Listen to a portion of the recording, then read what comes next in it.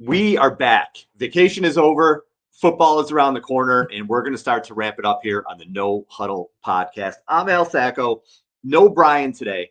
So we have another co-host. And you know that when either Brian or myself on here, we like to highlight content creators who we think are doing a great job. So I was on vacation on the beach, sipping on some beers, having a good time, and I was reading some Niners articles. And I came across one that was actually on 49ers Web Zone. And I said, I really like this article. I think it's going to be a good topic to talk about on the show. So I reached out to the creator. If you're not familiar with him, you need to be to get him on the show. And he's going to co-host with me today. You may know him from his podcast, his YouTube, 49ers Camelot. He's also a media caster for the PSF app, which is Sean Salisbury's app. And he covers the Niners for 49ers Web Zone as well. He is Marc Adams. Marc, thanks for being here with me. Hey, my pleasure, Al. Thanks for having me. Yeah, it's, you're one of those guys who I think if you're paying attention to Niners content, you've been doing a really good job, when you're out there. I know you got a couple shows and your articles for the Web Zone are great. I'm a writer at heart. I kind of miss doing it. I do it here and there, but yeah, this is the medium now, right? We have to do podcasts. But yeah, I remember you you did one not too long ago. I remember that. A couple, yeah. I've done a few. Al's back. Once in a while, I got to go back to my roots, man. You know what I mean? And especially now, if we have a guest on or whatever, I'll do an article around it. But I miss writing, and I like when we have guests. I love having players on and things like that. But I kind of when Mike Silver's on, or I geeked out when we had Peter King on the show, because just to have those old school writers on, you know what I mean? Yeah. That's kind of my first love. And I was talking with Peter King about that too. We're writers at heart, but we kind of have to do the podcast thing. That's the medium now. But this is fun too, I guess. And this article was fun that you wrote. So what happened was Mike Clay wrote an article for ESPN where he basically did projections for each team, right? Statistically, is that kind of what you got this off of? Yeah, he actually did. If you go to 49ers Web Zone and you find the article, it's called ESPN releases its 2024 projections for the 49ers. In the second paragraph, I included a link to this PDF that Mike Clay did. It is huge. If you haven't seen that, you need to go check it out, because he does projections for every single team, every position, and it's pretty cool. I don't agree with everything, but it's a great thing to look over. You need plenty of time because there's a ton of content. Yeah, I can't even imagine the time he must have put into that to do projections for every single team the way that he did. It's crazy.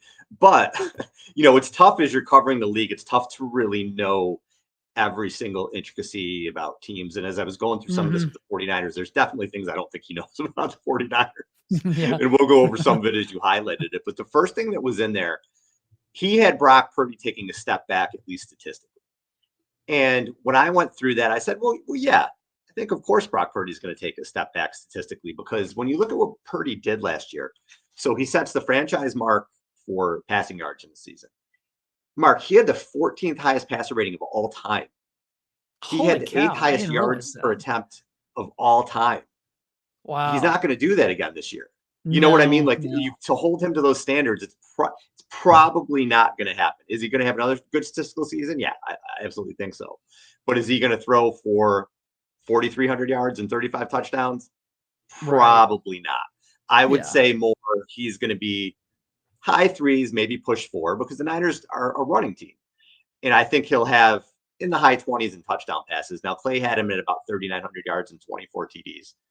Yardage might be okay. I think the TDs are a little low. But if people are going to judge Brock Purdy statistically again this year and go, oh, well, he didn't do what he did last year.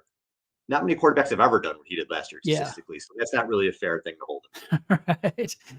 Yeah. And I think, I mentioned this in the article, that I think it's very possible he could have a worse season statistically and yet be a better quarterback. And that's going to be really good for the 49ers, because, in that Green Bay game, he wasn't good. He needs to get better at throwing a wet football. Mm-hmm. He struggled in that game until the rain stopped. The whole team struggled against Detroit until they started clicking after halftime. But I think that if he's better in 2024, that's going to be huge for the 49ers. So hopefully they'll have great health. But yeah, that was that to me, the Brock Purdy taking a step back statistically is not really earth shattering. Yeah, and there are things, obviously, as a young quarterback. He's only going to be 24 years old. He's going into his second full season. He is a young quarterback. There's things that he's learning. And for me in the playoffs, as much as he didn't play well against Green Bay in the first half against Detroit, I mean, the whole team was a mess. But the fact that he bounced back in those games, that he had the drives at the end of Green Bay, that he played really well in the second half to bring them back, he showed that he's kind of got that moxie. And even when he doesn't have his fastball, he can still get batters out, for lack of, compared to a pitcher. He doesn't have to have his best stuff all the time. He could still make throws. He could still make plays with his legs. He can find other ways to win, which is what he did in those games last year. So, yeah, I agree with you. I don't think statistics, he's going to have good statistics because he's in Shanahan's offense, but we can't hold him to 113 passer rating every year. It's ridiculous. Right. So the second highlight was Christian McCaffrey he had McCaffrey having another big season. I think McCaffrey as well. He's the focal point of the offense. He's the guy the offense runs through. But I think he's going to touch the ball less, and not in situations where the game is close. Where I think they're going to take their foot off the gas with McCaffrey is when they're up 30-7 in week 1 against Pittsburgh, like they were last year. He's not going to touch the ball in the fourth quarter. I think this year they're going to save him from himself. Just say, Christian, you're coming out of the game. So I think his stats might be a little bit lower this year. Again, he had an all-time season last year, right? Probably can't expect him to have 2,200 all-purpose yards. And what did he have? 26 touchdowns, including the playoffs. Something ridiculous. Yeah, can't hold him to that standard. Again, I don't. Right. Think that's fair. Yeah, and how many consecutive games did he score a touchdown? He's probably not going to do that again. I don't remember that number off the top of my head, but was it like 15 or something like that? Because I think it started the season before. And so, I think that he's going to have another big season, but Mike Clay has him rushing for 1,243 yards, having 527 yards receiving, and a total 12 touchdowns rushing, 4 through the air. So, I mean, that's another really good season for Christian McCaffrey. Yeah, I think he'll get close to those numbers that Clay has. I think that's fair. I don't know if he'll be the offensive player of the year again, but again, not fair to really expect him to do something like that. Right. Yeah. And what other running backs are going to step up? Did they need somebody else to step up this year? Whether it's Garendo or Eli Mitchell stays healthy. Where are you on Jordan Mason? Because I feel like the fans love Jordan Mason, but his pass blocking was an issue. He didn't see the field. I think there's a chance that either Mason or Mitchell are not on the team to start the season. Yeah, I did see somebody, and I don't remember who it was, or I'd give them credit, but somebody said that they expected Jordan Mason to be traded during the preseason or something like that, maybe around cut day or whatever. I don't know about that, but with Garendo, with the undrafted running back from Missouri, I don't know what they're going to do, but yeah, Elijah Mitchell going into his last season. So I don't think that Kyle's going to move on from him because he really trusts him. Yeah, the guy doesn't they fumble. like Mitchell a lot. Yeah, Kyle loves running backs that don't put the ball on the ground. So I think that he's not going to go anywhere. This is his last season, but I think Jordan Mason might be a restricted free agent after this season. So that kind of makes me think maybe they would keep him around, but I don't know. I like him. To me, when he runs like he's angry at the grass, I mean, he like thunders his way through, and I really like that. I think he's a good change of pace from you have McCaffrey and Mitchell who weave their way through really well, and then you have Mason that just pounds his way in. And so I really like him, but I don't know if they're going to stick with him or not. Third thing that we highlighted here was Clay believes that Deebo Samuel and Brandon Ayuk are going to have similar seasons statistically. And that was interesting to me because he had Ayuk, let me see what you wrote here. It was about 75 catches and 1,068 yards is where he feels Ayuk is going to be. Last year, Ayuk had 75 catches and 1,342 yards. And that was another season where his yards per catch was so high, second in the league. Yeah. Is he going to do that again? Might be another thing that might be unfair to ask. And Ayuk has never had a yardage season like that. In 2022, he was right about where Clay has him in terms of yardage, to get 1,075 or thereabouts. So Ayuk is yet to prove he wants to be paid like this, but he's yet to prove that he could put up those big statistical numbers year in and year out. Now he doesn't get a ton of targets, not compared to some of the other guys. But I am interested to see this year. The Niners have a lot of mouths to feed. But if they get this contract done, are they going to make Ayuk more of a focal point of the offense? Are they going to throw a little more? Is he going to be more of a true number one instead of sort of a 1A, 1B type thing? It's really interesting to me to see. Yeah, and it's going to be interesting to see how he comes in, whether he comes in during camp or whether he comes in after camp. What's he going to look like after being, holding out for the entire offseason? We saw that Nick Bosa wasn't quite Nick Bosa. He even said as much.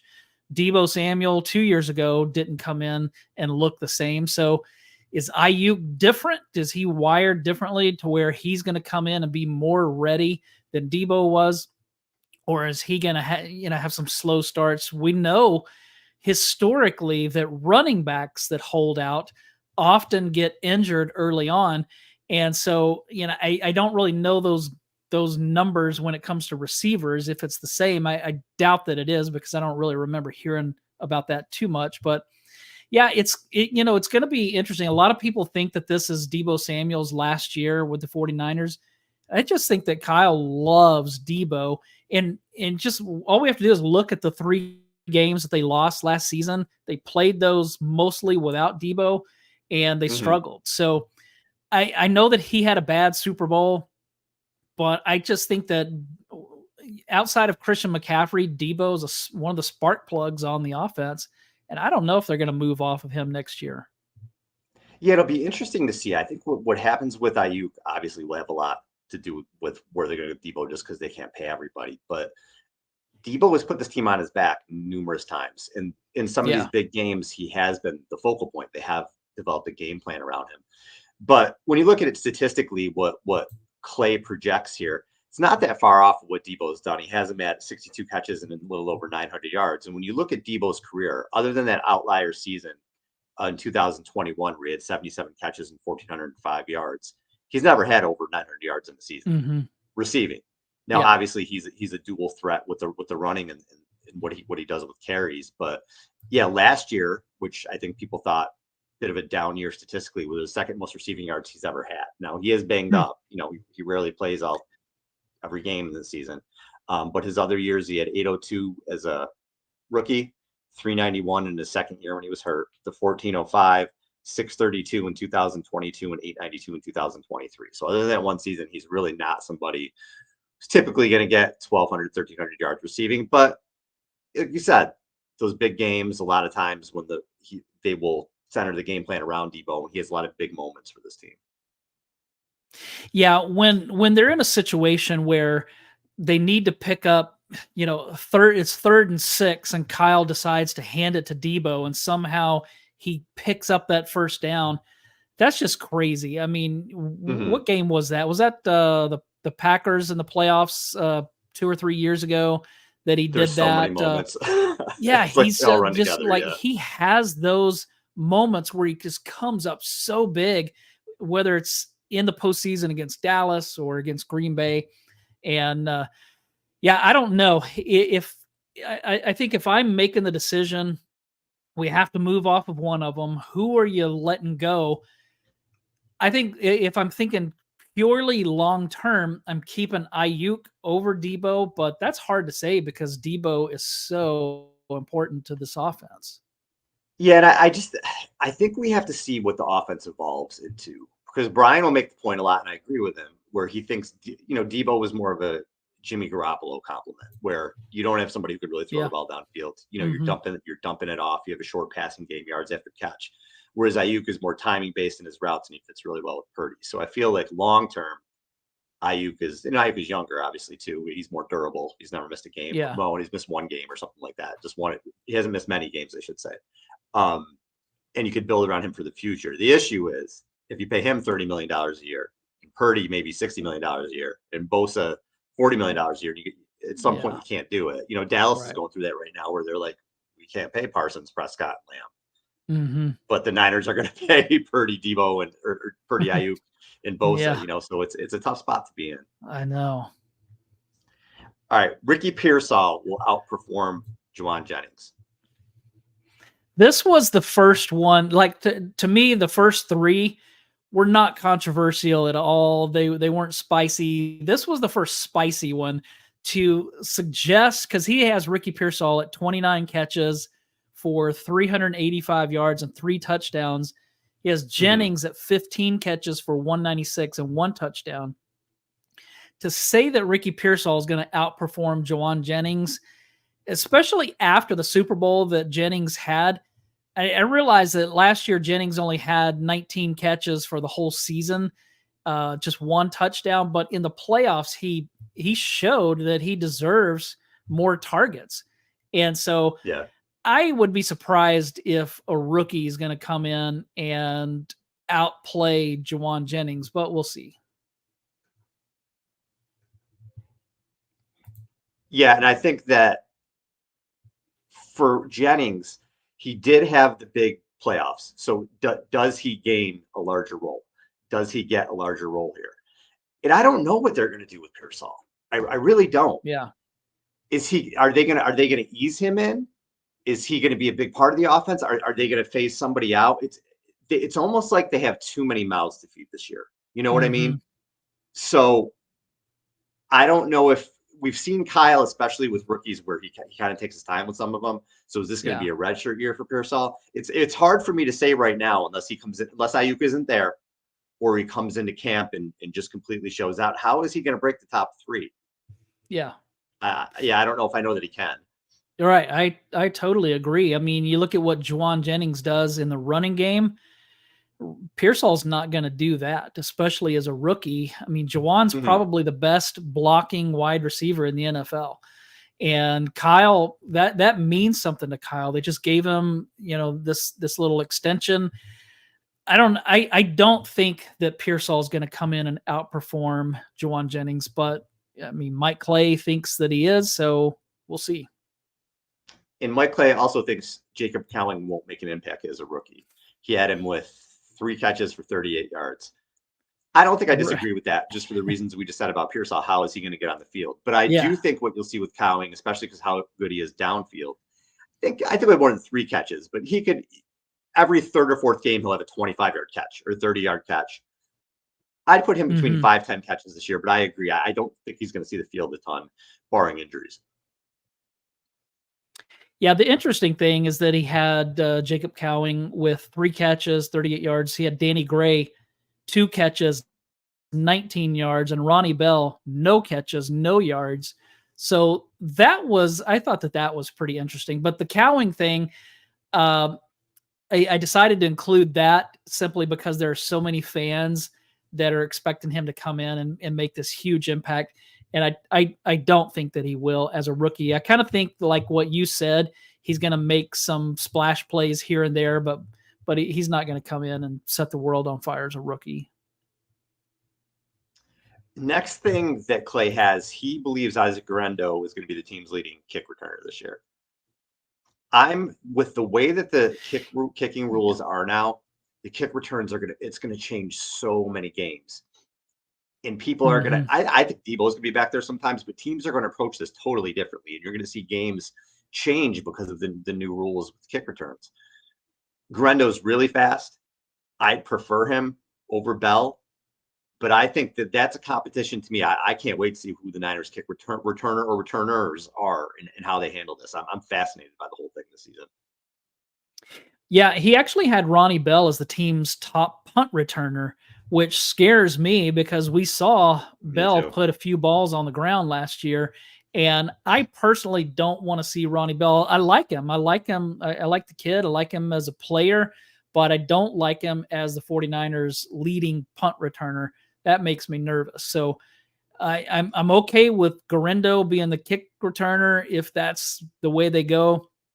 But Bell, man, I hope they find somebody different to return punts. I'm not sure Bell is going to be on the team. I mean, if you think the receivers are top 5 with Cowing, and you keep a 6, I'd rather keep a vet like Conley as opposed to Bell. So Not only do I not think he's going to be a punt returner, I'm not sure he's going to be on the team. Yeah, I agree. I definitely think that my opinion is they're going to take Conley over Bell. I would take Conley over Bell, but I guess we'll have to see what happens. It's going to be. I think this training camp is going to be really intriguing. Nick Bosa will barely have double-digit sacks, according to Mike Clay. Mike Clay's got him at 10 sacks, and he has Leonard Floyd at 7.5. He projects the Niners will only have 43 sacks on the season as a team, and they had 48 last year. That's scary. If that actually happens, that scares me. But why I don't think Bosa started out slow last year because he wasn't camp. He even said by himself that it affected him, and that obviously affected his numbers. I think Bosa is going to get his numbers. I think Bosa is going to get his sacks. It's the rest of the defensive line that worries me. Now, Leonard Floyd will probably just play on passing downs. I think you're going to see Gross Matos in there on base downs on the edge, and the Gross Matos will kick inside on passing downs. But I'm not, with Floyd, he's getting older. I still think he's got some gas left in the tank, but I've talked about it numerous times on the show. I'm worried about the defensive line. I think Hargrave is maybe declining. He looked like he was last year. Malik Collins is a big pickup. How he does is going to really have a lot to do with the fortunes of the Niners defensive line. I like Floyd. How much does he have left in the tank? Is Gross Matos worth it? Some of these other guys, I'm not sure. So I think Bosa is going to get his numbers. It's everybody else. I'm kind of like, I don't know. We'll see. Yeah, he has Floyd at about, I think, 3 sacks less than he had last season. And Bosa with a half a sack less than he had a year ago. So I don't think Bosa is going to go down in sacks. I think he's going to go up. Is Floyd going to have 3 less than he had last year? I don't know about that, but I don't know. I do a weekly podcast called the Red and Bold Show. I do it with Anthony Robertson, 49ers cutback, and he's pretty high on Malik Collins. He thinks that he's going to be because last year he was just as productive as Eric Armstead, and he didn't miss as many games. So he thinks that Collins is going to be a good pickup for the 49ers, and Anthony's one of those guys that breaks down the tape and really knows his stuff. And so I'm kind of putting my trust in him that he knows what he's talking about. But yeah, you're right. If they only have 43 sacks on the season, it could be a long season for the defense. Thankfully, the secondary is much better. If this was the secondary of a few years ago, 43 sacks would be really, really bad. It'd be scary. Yeah. I think with the defensive line, I like Collins too. I really do. I think he's a good fit for the Niners. He attacks. I think he's going to have a nice season. But someone like Eric Armstead, I know fans get frustrated with him because he gets hurt. But when you win the amount of playoff games that this team has had, and I know they haven't won a Super Bowl yet, but it's still really hard to win in the playoffs. That's the Cowboys. That's the Packers teams. It's hard to win these games. And the Niners have been able to win a lot of them because of guys like Eric Armstead, who, when January comes, he plays his best football. So I've heard that a lot too, where it's like, oh, well, Collins, statistically, all that's great. I want to know when the lights are the brightest, is he going to play like Armstead did in the Super Bowl? That to me are the things that you can't replace. And a lot of people, I've heard it numerous places. Oh, they, same production. I think Armstead's a special dude when the lights are the brightest. I think he's proved it over and over and over again. He's not a statistical guy. Other than 2019, he's not somebody who's going to get 8 to 10 sacks. But the impact he makes, if you watch the games, what he does in the run game, in the interior, pushing the pocket, I think they're really going to miss him. And maybe Collins will step up in the playoffs, but that just remains to be seen to me. Yeah, I like Armstead a lot. I think he's going to be missed. Another one that some people are high on is Jordan Elliott. I've heard Larry Krueger talk about him a lot, that he's high on Elliott. He thinks that he's going to come in and help that run game, that run defense, where, last year toward the end of the season and then in the postseason, we saw that the run defense wasn't quite the same that they had been earlier in the season and in the previous season. So hopefully Elliott, I don't think Malik Collins is really a run stopper. So I don't know that he's going to bring a lot to that, but for sure, Jordan Elliott could help. I hope so. I'm not going to sit here and say that I watched all this Jordan Elliott tape and all these Jordan Elliott Right. games. When I was watching the Browns, I had my eyes on Jordan Elliott. I didn't. I just had to kind of go to school when the Niners got him. Yeah. And from what I've read is he's all over the place in the run game. Like he'll show out and then he disappears. So I'm a little bit nervous with all that. Yeah. I don't like hearing that for sure. Yeah, it's, we'll see Niners have. Defensive line wasn't good last year, but typically it is.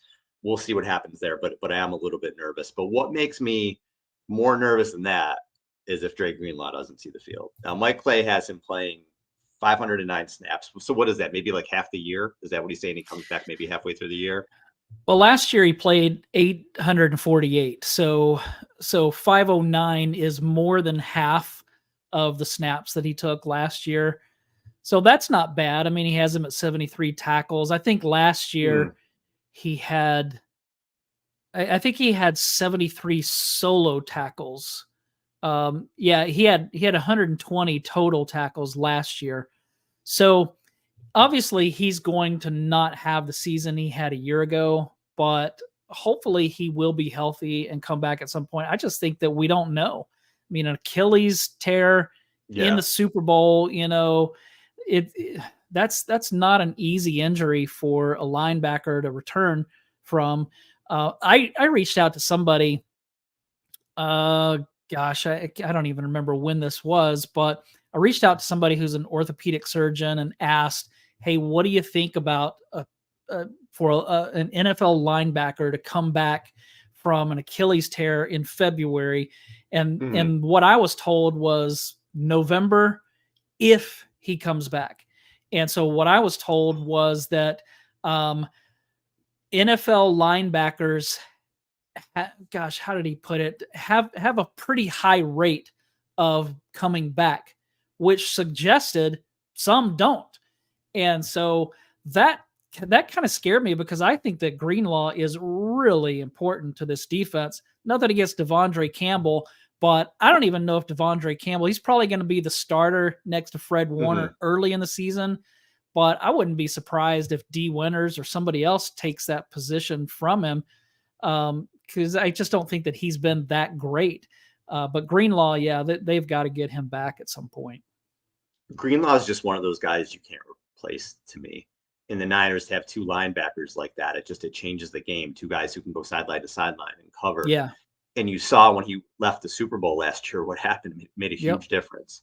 Yeah. And if they don't have him for a long period of time yet, that's really scary, really scary. Yep. And I don't know that they can win without him, to be honest with you. Again, we saw what happened when he wasn't there. They're going to still be a good team without him. I don't mean win and they're not going to go 7-10. I'm not saying that. I just mean win the whole thing without him. I think you need someone, he changes the game. He's a difference maker. You just don't replace those guys. So if he comes back in November, I'm okay with that. If he can be healthy towards the end of the season, right? I'll take 6 games in the regular season because I think the Niners will win games without him. But when you get into the playoffs, you need him. So if he can come back close to healthy in the postseason, I'll take that. I'll take him coming back in November if that's what we get. Yeah, and if he comes back in November and plays 500 snaps, that's pretty good for the last 2 months of the season, I would think. And 73 tackles is nothing to laugh at, because that's pretty productive for a guy that's on the field for 2 months. But again, we're going to have to see, is Talanoa Hufanga going to be ready week 1 like he says he will be? If he's not, who's going to play in his place? And for Greenlaw, is it going to be Devondre Campbell? Is it going to be D. Winters? Is it going to be Jalen Graham? Who knows? But that's one of the reasons why I think that this training camp is going to be so intriguing, is that there are some spots that are going to be challenged for, and it's going to be fun to watch. So the Ambry Thomas projection is what I was alluding to earlier, where I don't think he quite knows everything about the 49ers. Yeah. So he has Ambry Thomas playing 534 snaps. Unless there are major injuries, I don't think it's happening. I don't know if he's going to be on the team, dude. I don't even think he's going to be on the team. I agree. So he has Isaac Yiadom playing 160. And this is the way I see the Niners secondary. Tell me if you think I'm wrong, Mark. You're going to have Demo and Ward in your base downs, and then in your passing downs, I think Yiadom's going to play on the outside, and Demo's Lenore's going to go inside, and then Ward will play his position. they'll work Renardo Green in. And I think that's your top 4 corners. You Yeah. have Rockus in there. You have Darrell Ludo Jr. You have Samuel Womack, who's a good special teams player. I think all those guys are on the team over Ambry Thomas. I think Ambry Thomas's time with the Niners. And listen, he started some big games for them. Not in the business of knocking him by any stretch of the imagination. I just think when you have these other guys, it's an uphill battle for him. Mm-hmm. Yeah, last year, because Anthony Robertson and I, not only do we do this weekly thing, but he was with PSF last year as well. So we did the games together. And early in the year, I am just crushing Ambry Thomas. Every time I see him, I think that he's holding or he's getting called for a hold or he's letting somebody make a big play. And then he had that stretch of a couple of games in the middle of the season where, holy cow, he's playing great. And then he kind of reverted back to his old self. And so every year I feel like there's somebody that I'm picking on. And last year it was Ambry Thomas. Who knows who it's going to be this year? I hope it's not Ambry Thomas because I don't want to see him playing very much. But yeah, I agree with you. I don't think that Mike Clay watches too many 49ers games because I don't know why he would think that Ambry Thomas is going to play more than Renardo Green, Isaac Yadom, Rocky Sin, Darrell Luter Jr., or Samuel Womack. Luter and Womack weren't even listed. So when he listed his snaps and those things, Luter and Womack weren't even on the list. So I don't know where he's getting this information about Ambry Thomas. Yeah, and just with the Yadam, I mean, if you've been paying any attention, it seems like the Niners really like him. It seems like they feel like he's a guy with the arrow pointed up. I think it's his job to lose coming in and playing on the outside of the passing downs. I really do. I know it's just a 1-year deal, but they have so many questions in the secondary anyway. Pretty much everybody's a free agent out of the corners after the season. So true. But yeah, I really do like Yadam. But how this secondary goes, because I feel like right now it really might be the strong point of the defense. Not the safeties, I'm a little worried there, but the corners that might be the strong point of this defense. And it's going to go a long way how they play into the Niners win total. And Mike Clay has them at 12.4, which I think is fair. But here's something I want to throw out at you and just tell me what you think. Niners are going to be good this year. They are. And everybody looks at their roster and is like, yeah, this team is loaded. I agree. They are. Do we have to worry about at any point 60 games in the last 3 years, injuries and regression starting to happen? Do you think it can happen this year? Am I crazy? Is it possible? Is it still going to be a really good team? What do you think there? I am definitely concerned about that. I think you're a Yankees fan. Is that right? Do I remember seeing that? I'm a Yankees fan. Yeah. Yep. Okay, that's what I was thought because I'm a lifelong fan of the Houston Astros. I lived in Houston when I was a kid, and so that's back in the Astrodome days when I first started going and watching baseball. And so you look at this run that the Astros have been on since 2017. I mean, it really started a couple of years before that when they first started getting into the playoffs. But this run of World Series or ALCS every year, this season has seemed to catch up, seems to have caught up to them because they have, gosh, I don't even know, like 9 starting pitchers have been on the injured list. And so I worry about the same thing with the 49ers. When you advance as far as they're advancing year after year, it does catch up on you. We saw that with the Harbaugh teams. We didn't see it as much in the 80s and 90s when they were at their best. And I'm not really sure why we didn't see it as much back then, but we definitely saw it with the Harbaugh teams in 2014 when they dealt with a lot of injuries. And that is a concern that we could start seeing that for sure. Yeah, as age gets up there and just, sometimes people just fall off a cliff and you don't see it happening. It happens a lot, especially with the receiver position. Guys like a Julio Jones is great and then he's just not. That stuff happens. I don't think that they're there yet, but I don't think they're far off from that. Some guys starting to decline a little bit. And that's my only real worry with them this year because they're loaded again. I mean, look, they're loaded again. Is the safety position going to be okay? Are the guys they brought in because they revamped the defensive line? So are those guys going to come in and do enough to, because the defensive line wasn't good last year, so they needed to revamp it. But are they going to come in and do enough to push the defense up to the top of the NFL again? And I think a lot of people just look at the 49ers like, yeah, they have great defense. Well, there's different guys this year. Greenlaw's not there. Hufanga's coming off an ACL. There's things that they have to prove. Offensively, as long as the offensive line holds up, they're still going to score a ton of points, obviously, as long as people stay healthy. Yeah. But can that defense hold up? Our team's going to run on them. If teams are possessing the ball 35 minutes a game and the Niners aren't having a lot of possessions, that sort of thing. And some of these teams that we've seen in the NFC, Green Bay, up and coming, gave them all they could handle. Detroit should have beat them. Really, if Dan Campbell doesn't do those fourth down calls and Josh Reynolds can catch, there are a million things that happen that the Lions should have beat the 49ers. And then are the Eagles better? Are the Cowboys finally going to pull their head out of their ass? Are the Falcons going to there's a lot of teams. The Rams, I can go on and on. Right. Yeah, the Rams, that's who I was going to mention. That they concerned me a little bit. Their offense was really tough to stop. What was it, week 2? The 49ers had all they could handle with stopping that Rams offense. That was without Cooper Kupp. So I think the Rams are going to be a much better team. It's going to be interesting to see what the Seahawks do. I think the Cardinals are getting better. I don't think that they're going to challenge yet. I mean, they could upset the 49ers once, but yeah, I think, with 12, the interesting thing for me is that Clay has the 49ers offense ranked 5th overall. He has the defense listed 4th overall. The team's overall ranking set at number 2.